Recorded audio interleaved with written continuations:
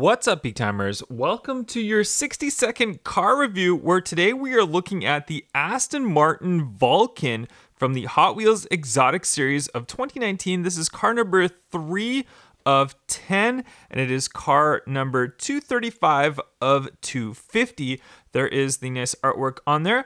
Let's go ahead and open this one up in this nice new color. This is a brand new release casting, and this is the first color variation of it. And there we have it from the front right there. You can see the nice kind of two-toned. It's got black on the top, and then it's got this nice color on the bottom. Blacked out wheels, the big wing on the back of it. You can see all the way around, and from above it's very glossy from the top. And there we have the front end of it. I like these little louvers right here, and from the front right there. Let me know in the comments down below, what do you guys think of the Aston Martin Vulcan?